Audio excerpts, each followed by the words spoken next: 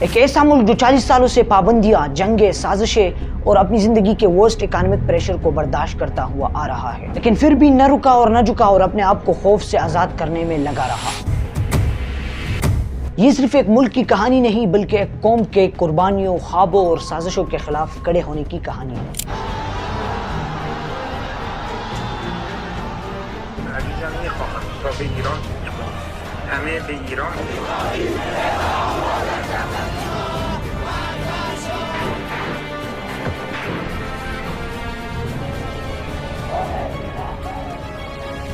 جن کے سائنسدان شہید ہوتے رہے مگر پھر بھی ان کے حوصلے بلند ہوتے رہے۔ یہ ہے اسلامی جمہوریہ Iran. Iran will never have a nuclear weapon.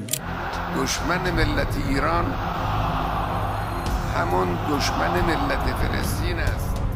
کیا ایران دنیا کی ایٹمی طاقت بننے جا رہا ہے؟ یہ سوال آج کل عام ہے مگر اس کا جواب 1900 سے لے کر آج تک مکمل طور پر حل نہ ہوا۔ لیکن دوستو انٹرسٹنگ بات یہ ہے کہ شاید اب یہ چند ہفتوں کی بات رہی ہو۔ ایران کی نیوکلیر پروگرامنگ داستان کو اچھی طرح سمجھنے کے لیے ہمیں ایران کے تاریخ کو ایک بار پھر دہرانا ہوگا۔ ایران کی نیوکلیر پروگرامنگ کا آغاز 1950 میں ہوا جب رضا شاہ نے جرمنی سے ہمدردی کا اظہار کیا۔ جرمنی سے ہمدردی کا اظہار کرنے پر رشین اور برٹن نے مل کر اس کو تخت چھوڑنے پر مجبور کر دیا اور اس کے بیٹے محمد رضا شاہ کو تخت سنبھالنے کا کہا۔ محمد رضا شاہ کے اقتدار میں آنے کے بعد ابتدا میں پارلیمنٹ اور وزیر اعظم کو کچھ اختیار ملا تھا۔ اس وقت کے وزیر اعظم ڈاکٹر محمد مصدق تھے۔ انہیں اختیار ملنے کے بعد اس نے فوراً ایران کے تیل کو غیر ملکی قبضے سے آزاد کرا دیا۔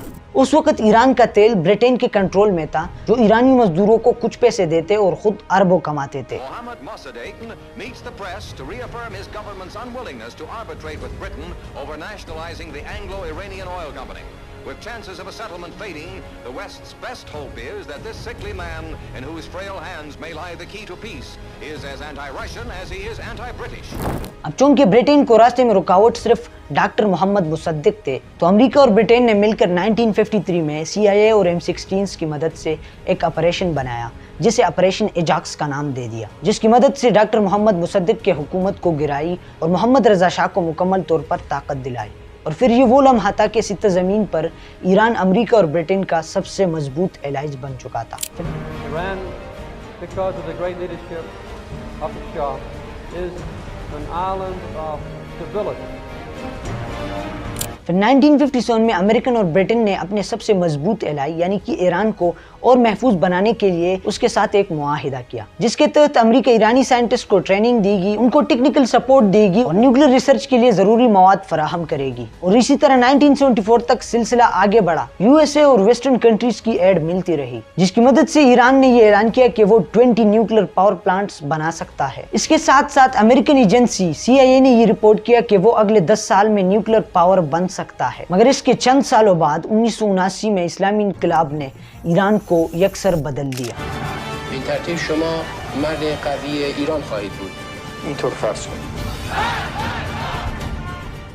مغرب نواز بادشاہ محمد رضا شاہ کا خاتمہ ہوا اور آیت اللہ خمینی برسر اقتدار آیا۔ اب یہاں سے ایران کی نیوکلیر پروگرامنگ میں ایک نئی موڑ کا قیام ہوا۔ محمد رضا شاہ کے خاتمے کے ساتھ ویسٹرن کنٹریز کی ایران کے لیے نیوکلیر سپورٹ بھی ختم ہوا۔ امریکن ٹیکنیکل ایکسپرٹ واپس چلے گئے، سینکشنز لگ گئی اور نیوکلیر منصوبے روک دیے گئے۔ اس کی وجہ یہ تھی کہ پاسداران انقلاب ایران کے لیڈر آیت اللہ خمینی امریکہ کے ماننے والے نہیں تھے۔ وہ اس طرح نہیں کرتے تھے جس طرح محمد رضا شاہ امریکہ کے لیے کام کرتے تھے۔ وہ دشمن کے آنکھوں میں آنکھیں ڈال کر بات کرتا تھا۔ خیر یہ سب تو ہونے ہی تھے لیکن ایران کو ان سب میں ایک چیز کا فائدہ ہوا۔ یہ آپ امریکہ کی غلطی بھی سمجھ سکتے ہیں اور وہ یہ ہے کہ امریکہ نے ایران کے لیے نیوکلیر بیج بویا تھا جو آج کل ایران کے کام آیا ہے۔ اب اس وقت اس دوران ایران عراق وار شروع ہوا جس میں دونوں طرف سے خون ریزی ہوئی، مگر جنگ کے بعد ایران نے اپنے آپ کو فوراً بحال کیا۔ رشیا نے سیکریٹلی بیسر ریئیکٹر کو مکمل کرنے میں مدد کی جبکہ پاکستان کی طرف سے AK خان نے سینٹریفیوجز کی ڈیزائنز دی۔ ویسٹرن کنٹریز کا شک روز بروز بڑھ رہا تھا کہ ایران نیوکلیر پروگرام بنا رہا ہے، تاہم ایران کا دعویٰ تھا کہ اس کا پروگرام پرامن ہے۔ مگر یہاں اب بھی محمد رضا شاہ کے کچھ گروپس ایران میں باقی تھے جنہوں نے واشنگٹن DC میں پریس کانفرنس کی اور انہوں نے بتایا کہ ایران 2 خفیہ نیوکلیر سائٹس بنا رہی ہے۔ International atomic energy agency IAEA نے ایران کی ٹھکانوں کی جانچ کی جو کہ واقعی میں موجود پائی گئی، تو ایران نے عارضی طور پر انریچمنٹ کا پروسیس روک دیا۔ یہ دونوں سائٹ یورینیم انریچمنٹ اور ہیوی واٹر پلانٹ کا تھا جو کہ نیتنز اور عراق میں موجود تھے۔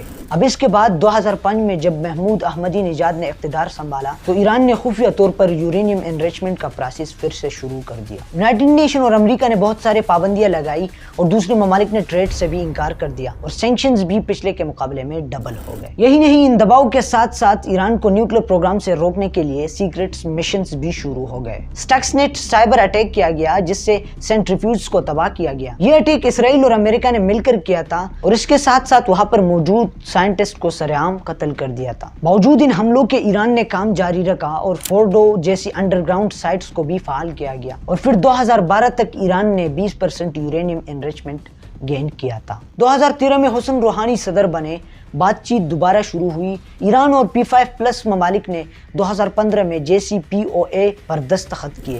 ایران نے یورینیم انریچمنٹ کو محدود کیا، سینٹریفیوجز کم کیے اور IAEA کو معائنے کی اجازت دی گئی۔ بدلے میں ٹریڈز بحال ہوئی اور سینکشنز کم ہو گئے، مگر یہ سب امیدیں 2018 میں ٹوٹ گئی کیونکہ امریکی صدر نے ایک طرفہ طور پر JCPOA سے نکل کر ایران پر دوبارہ سینکشنز لگا دی۔ Just sanctioned the Iranian National Bank.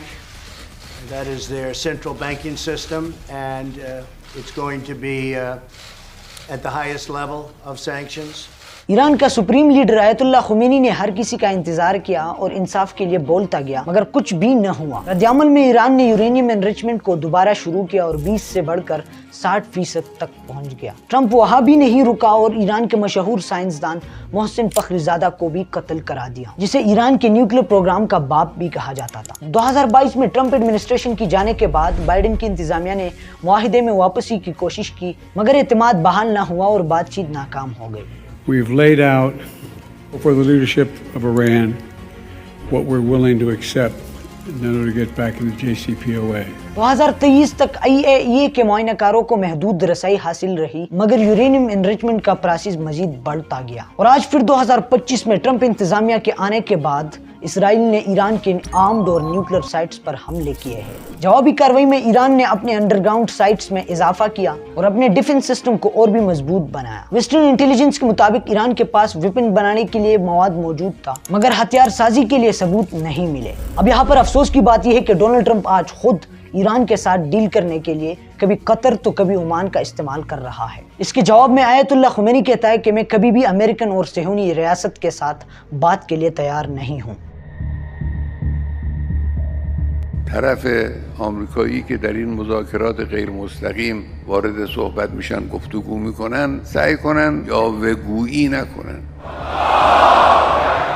اب آج کل اسرائیلی پرائم منسٹر خود کہتے ہیں کہ ایران نیوکلیر پروگرام کے اس حصے پہ پہنچا ہے جہاں سے اس کی واپسی ممکن نہیں ہے۔ وہ کہتے ہیں کہ ایران کے پاس 9 ایٹم بم بنانے کی صلاحیت موجود ہے اور آج اس IAEA نے ایران کو آفیشلی وارننگ جاری رکھی ہے۔ اس کے ساتھ ساتھ انٹرنیشنل ایجنسی ISS کا ماننا ہے کہ اگلے چند ہفتوں میں ایران کے ساتھ 10 سے 17 بم موجود ہوں گے۔ یہ وہی امریکہ ہے جو شاہ کے دور میں کہتا تھا کہ ایران کے لیے نیوکلیر پروگرام اس کے تحفظ کے لیے ضروری ہے، اور آج اگر وہی ایران نیوکلیر پروگرام بنا رہا ہے تو وہ ایک عالمی خطرہ ہے۔ یہ وہی ٹرمپ تھے جو پہلے حملے کرتے تھے لیکن آج وہ بات چیت کرنے کے لیے راضی ہے۔ یہی نہیں دوستو، امریکہ اور یونائیٹڈ نیشن کے انصاف کو دیکھے کہ ایک ہی جگہ پر اسرائیل نے 9 ایٹامک بم تیار کیے ہیں، یعنی کہ وہ نیوکلیر پاور بن چکا ہے، لیکن اگر وہاں پر دوسری طرف اگر آپ دیکھیں ایران کہتا ہے کہ میں اپنی حفاظت کے لیے نیوکلیر پروگرام بنانا چاہتا ہوں، تو یہ لوگ کہتے ہیں کہ یہ خطرہ ہے۔ ایران کی اس خطرے نے اسرائیل اور امریکہ کی نیند حرام کری ہے۔ اسرائیل نے 13 جون 2025 کو صبح کے سناٹے میں ایران پر بزدلانہ حملہ کیا۔ اسرائیل نے 200 لڑاکا طیاروں اور ڈرونز کے ذریعے سے 100 سے زائد ایرانی ہدفوں کو نشانہ بنایا۔ اسرائیل اور اس کے ساتھیوں نے آرمی آفیسر، نیوکلیر سائٹس اور فیکٹریز کو نشانہ بنایا۔ ایرانی کمانڈر کے general Hossein Salami, general Mohammad Bagheri chief of staff, general Gholam Ali, brigadier general امیر علی حاجی زادہ، سابق سیکرٹری علی شمغانی اور دیگر اعلیٰ نیوکلیر سائنٹسٹ کو شہید کرا دیا گیا۔ اس بزدلانہ حملے میں 78 افراد شہید ہوئے جبکہ 329 زخمی ہوئے۔ ایران نے جوابی حملے میں 100 سے زائد ڈرون اسرائیل کی طرف روانہ کیے اور کہا یہ صرف جنگ کا آغاز ہے۔ دنیا کی تاریخ میں رافیل ماننے والا طیارہ تھا جو پاکستان نے گرایا، اور دنیا کی تاریخ میں ماننے والا طیارہ F-35 تھا جو ایران نے گرایا۔ ایران نے تقریباً 200 سے زائد بیلسٹک میزائل اسرائیل کی طرف روانہ کیے، جن میں 4 ہلاکتیں اور 70 زندگی اور موت کے جنگ لڑ رہے ہیں۔ ایران نے اسرائیل کے کئی سارے ڈرونز بھی گرا دیے اور یہ بھی خبردار کیا کہ خیبر میزائل کی منہ آپ کے اوپر ہے اسرائیل۔ یونائیٹڈ نیشن نے ہنگامی اجلاس بلایا، امریکہ، برطانیہ اور فرانس نے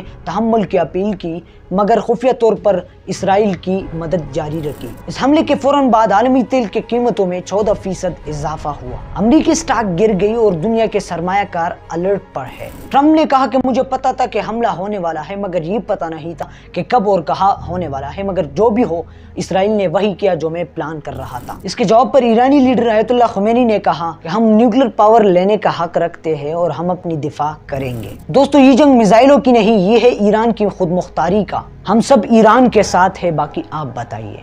والسلام۔